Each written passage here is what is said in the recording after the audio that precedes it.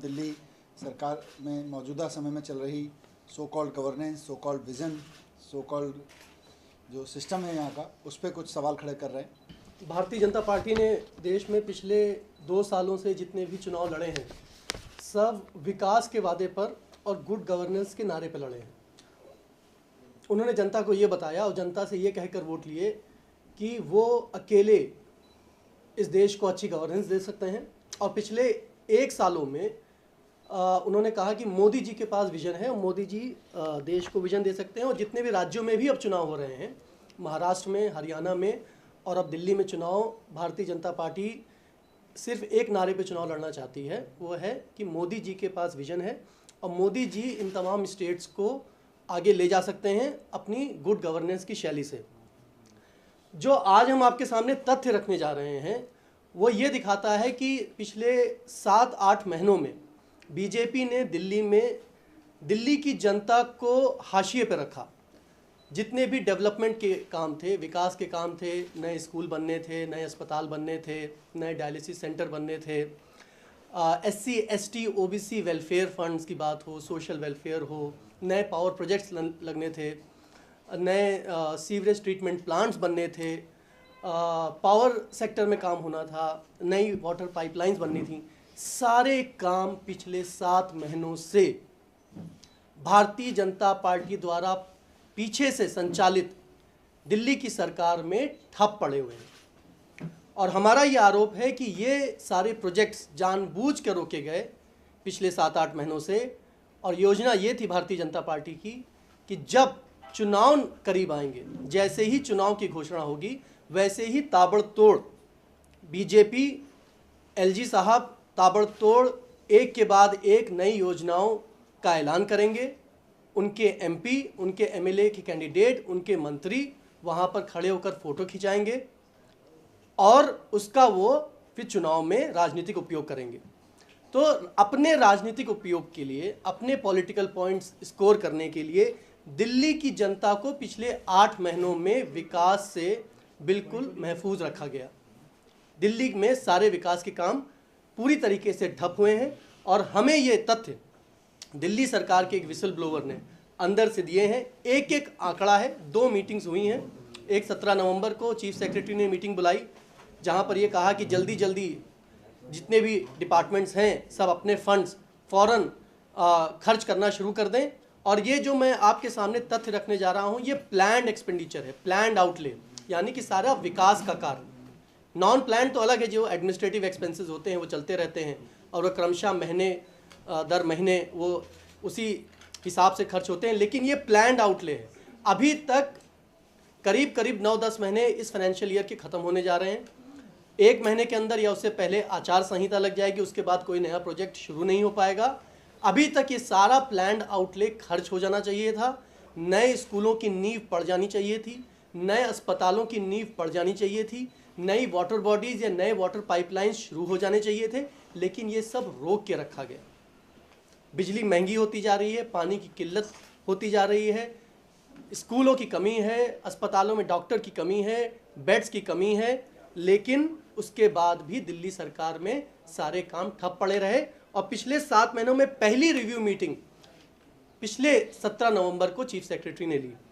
तो मैं आपको एक ये प्रेजेंटेशन दिखा रहा हूँ, आप इससे सारे आंकड़े ले सकते हैं। 30% of the development funds have remained unspent. Major infrastructure projects are stalled. Education, health, electricity, water and social welfare are the sectors which are hit hardest by a lack of vision and lack of leadership.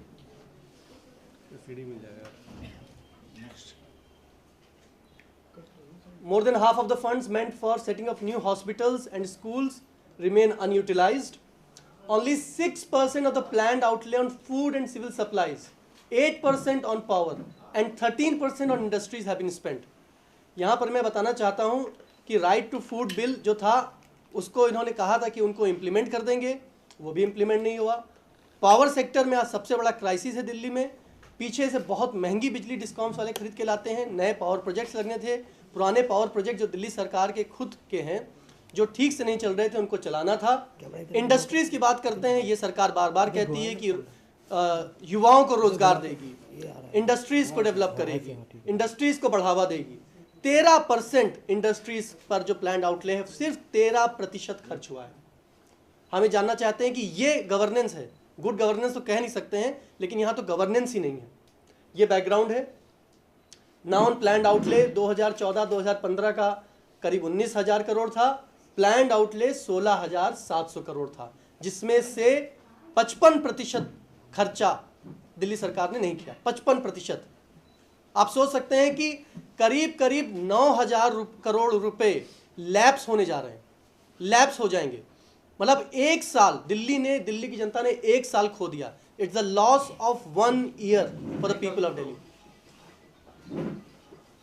ये sector wise planned outlay था। Social security welfare पर 1862 करोड़ खर्च होने थे। इसी तरह housing urban development पर 2154 करोड़ खर्च होने थे। वाटर सप्लाई एंड सैनिटेशन पे 2000 करोड़ खर्च होने थे। एजुकेशन पर 2482 करोड़ खर्च होने थे। ये अरुण जेटली जी का बजट है जो उन्होंने संसद में पेश किया था उसके हिसाब से। और उन्हीं की बजट की स्पीच में उन्होंने कहा था कि 1400 नए हॉस्पिटल्स में बेड बनेंगे, एक नया मेडिकल कॉलेज रोहिणी में बनेगा, एक मल्टी स्पेशलिटी हॉस्पिटल बनेगा साउथ दिल्ली में, 50 नई डायलिसिस यूनिट्स बनेंगी, 110 नई एम्बुलेंसेज आएंगी, एक वन स्टॉप क्राइसिस सेंटर बनेगा रेप सर्वाइवर्स के लिए, जिसको पूरी तरीके से इस सरकार ने स्क्रैप कर दिया लेकिन उनकी बजट में था, और 3 नए एफएसएल बनेंगे। So for BJP public health is not a priority at all. 60% of the public health funds have remain unspent. 60%, 60%. What happened to the promises of thousands of additional hospital beds for poor? Where is the multi-speciality hospital in South Delhi? And where are the 3 FSLs? Education. Arun Jaitley ji की speech में था कि clean and fully functional toilets देंगे सारे स्कूलों में। दिल्ली सरकार के द्वारा संचालित सभी स्कूलों में clean and fully functional toilets. 20 नई स्कूल की बिल्डिंग्स, 2 नए senior secondary school for girls exclusively, एक नया school of planning architecture and design, and 1 new national institute of technology in Narela. 42% of the funds meant for primary and secondary education unspent. 60% of higher education funds unspent. 80% of the technical education funds unspent. ये इसलिए बहुत महत्वपूर्ण है क्योंकि मोदी जी बार बार कहते हैं कि skill development करेंगे, स्किल डेवलपमेंट से युवाओं को रोजगार मिलेगा, हायर एजुकेशन पे खर्चा करेंगे। आईआईटीज बनाने की बात कर रही थी ये सरकार, नई आईआईटीज बनाने की बात कर रही थी। एक सीनियर सेकेंडरी स्कूल नहीं बन रहा है इनसे दिल्ली में, एक नेशनल इंस्टीट्यूट ऑफ डिजाइन नहीं बन रहा है इनसे दिल्ली में। 80%, 60%, 50% इन्होंने फंड्स यूटिलाइज नहीं किए। सोशल सिक्योरिटी एंड वेलफेयर, गरीबों के बारे में सरकार का क्या सोचना है और उनकी कथनी और करनी में कितना अंतर है। इन्होंने कहा था कि फूड सिक्योरिटी स्कीम को पूरी तरीके से लागू कर देंगे दिल्ली में। फेयर प्राइस शॉप का कंप्यूटराइजेशन होगा क्योंकि वहां पर गरीब जाता है उसको राशन नहीं मिलता है, और जो ट्रांसपोर्ट के दौरान फूड ग्रेन्स की चोरी होती है उसको रोक देंगे क्योंकि जीपीएस लगाएंगे हर व्हीकल में। Pension to 4.3 lakh senior citizens और 6 वर्किंग विमेन हॉस्टल्स बनाने की बात की थी। ये सोशल सिक्योरिटी एंड वेलफेयर का था। अब इसमें आप देख लीजिए 52%, 748 करोड़ का कुल 52% पैसा, आज एक भी पैसा खर्च नहीं हुआ है। 94% of food and civil supplies, 94% of food and civil supplies outlay remains unspent. मतलब गरीबों के लिए कुछ भी ये सरकार नहीं करना चाहती है। 47 करोड़ रुपए प्लान्ड आउटले था फूड एंड सिविल सप्लाईज का अरुण जेटली जी की बजट में, सिर्फ आज की तारीख में 3 करोड़ खर्च किया है।